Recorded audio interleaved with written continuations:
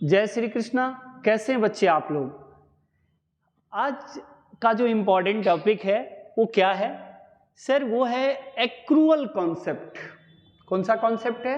Accrual concept. मैंने एक एक कॉन्सेप्ट को प्रॉपर पढ़ते जा रहे हैं। मेरा फर्स्ट था गोइंग कंसर्न कॉन्सेप्ट, दूसरा था कंसिस्टेंसी और तीसरा है accrual concept. Actually accrual concept है क्या, ये बच्चे को दिलो दिमाग में आ जाना चाहिए कि एक्रूअल कॉन्सेप्ट है क्या।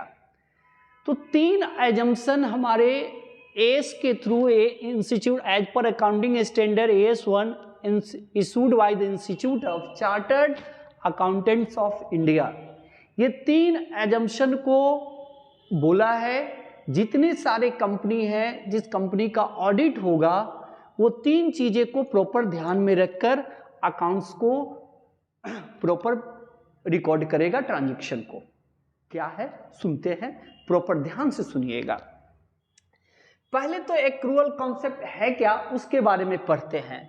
सर एक्रूअल कॉन्सेप्ट जो है, it is assume that entity records all income, यहां पर ध्यान रखेंगे ऑल क्या, इनकम एंड एक्सपेंसेज। ये दो चीजें हैं जिसको ध्यान रखना है आपको। एक क्या बेटा, इनकम, ये एक हो गया इनकम, और दूसरा क्या हो गया बेटा, एक्सपेंसेज। ऑन किस बेसिस पर दिखाना है? ऑन पीरियड बेसिस, मतलब टाइम बेसिस पर।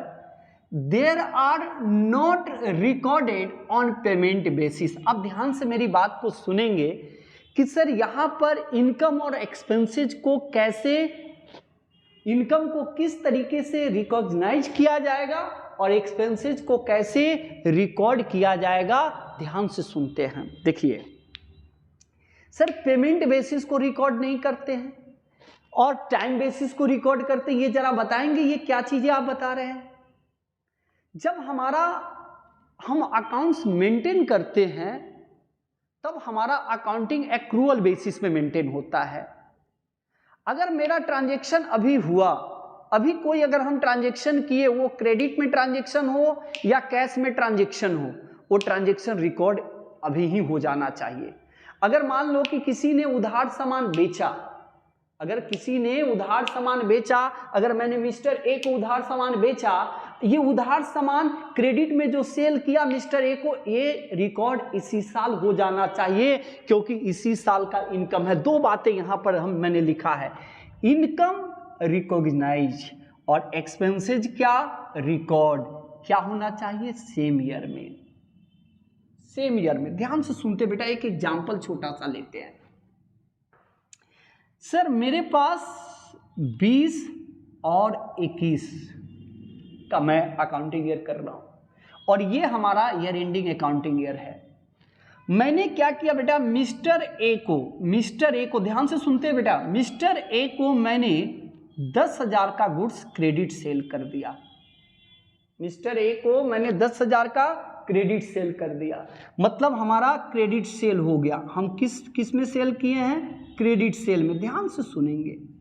अब मुझे बताइए, ये हमारा इनकम जो रिकॉग्नाइज है वो 20 का है और मैंने क्या किया, ये 10,000 रुपया 21 में जाकर मुझे ये कैश रिसीव कर लिए। मैं आपसे पूछना चाहता हूं, दिल पर हाथ रखकर बोलेंगे, क्या ये 10,000 रुपया इस साल का इनकम है, 21 का इनकम है क्या? नहीं सर, वो कब का इनकम है? 20 साल का है, माने माफ कीजिएगा 20 का इनकम है।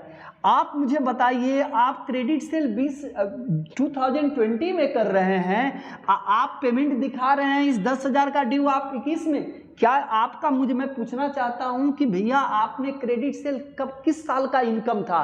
तो जिस साल का इनकम होगा उसी साल उस चीज को रिकॉर्ड करना पड़ता है। ये हमारा एक्रूअल कॉन्सेप्ट बोलता है, पेमेंट मिले या न मिले रिकॉर्ड कर लो। ट्रांजैक्शन हुआ, ट्रांजैक्शन को रिकॉर्ड कर लो, चाहे वो ड्यू है, चाहे वो अभी मिला है या नहीं मिला है या मिलने वाला है, उससे कोई मतलब नहीं है। हमारा इस साल का ट्रांजैक्शन था 20 का, तो 20 में ही रिकॉर्ड कर लेना है। 21 में हमने कैश मिला, इस साल मुझे ये कहता है कि पेमेंट बेसिस पर ध्यान नहीं, पेमेंट जब सेटलमेंट होगा देखा जाएगा। कहता है अभी जो ट्रांजैक्शन हुआ उसको 20 का था, 20 में रिकॉर्ड करना है, आप 21 में कैश दिखा रहे हैं, ये इस साल का इनकम है, नहीं यही इनकम को रिकॉग्नाइज करना है। मुझे बताइए खर्चा, आप जो इनकम के अगेंस्ट में जो भी एक्सपेंसेस इनकर्ड करते हैं उसको रिकॉर्ड उसी साल होना चाहिए। देखिए इनकम और एक्सपेंसेज सेम ईयर में रिकॉर्ड होना चाहिए। ऐसा नहीं है कि इस साल का खर्चा हम अगले साल दिखाएंगे, अगले साल का जो खर्चा है हम इस साल रिकॉर्ड कर लेंगे।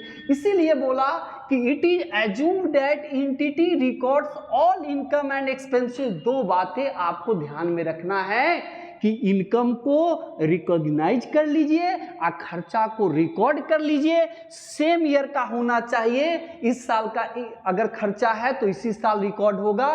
पेमेंट अगर पेमेंट करे या न करे, इस साल तो हमने रेंट दिए हैं या सैलरी पेमेंट करेंगे या सैलरी ड्यू है, इस पर देखते हैं, बात करते हैं। नेक्स्ट एग्जांपल देखिएगा। सर मैं ट्रायल बैलेंस में, ध्यान से सुनना है बेटा, ट्रायल बैलेंस जरा ध्यान से मेरी बात को सुनिए। ट्रायल बैलेंस में सैलरी हमारा 1 लाख दिया हुआ है। मैं क्या करता हूं, मैं अपनी स्टाफ को, मेरा स्टाफ जो है उसको 1 लाख रुपया पूरे 12 महीने का सैलरी बनता है उसको कितना, सॉरी माफ कीजिएगा सर, यहां पर मतलब 10,000 करके, सॉरी भाई 10,000 इंटू करके 12, मतलब कितना सैलरी बन गया, 1,20,000। मैं आपसे पूछना चाहता हूं सैलरी पूरे साल का 1,20,000 हो रहा है, लेकिन ट्रायल बैलेंस में देखिए 1 लाख सैलरी लिखा गया है। मैं आपसे पूछना चाहता हूं, अगर कोई पूछे कि इस साल स्टाफ को कितना सैलरी देना है तो क्या आप 1 लाख बताइएगा कि 1,20,000 बताइएगा? सर 1,20,000, ये खर्चा की बात कर रहे हैं, ध्यान से सुन लीजिएगा।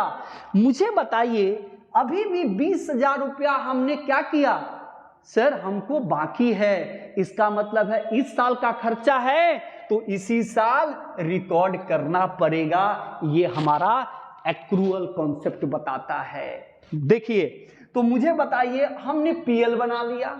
अब मुझे बताइए कोई पूछेगा पूरे साल का सैलरी कितना स्टाफ को देना है तो आप क्या बताइएगा? 1,20,000। देखिए आउटस्टैंडिंग सैलरी कौन सा बेसिस पर है, कौन सा बेसिस पर है, जल्दी से बताइए। That is called period basis.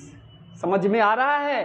Sir आप पेमेंट करो या ना करो उससे कोई लेना देना नहीं है, खर्चे तो रिकॉर्ड करना ही पड़ेगा। इस साल का खर्चा है तो इसी साल रिकॉर्ड करो। तो देखो मैंने 1,20,000 दे दिया।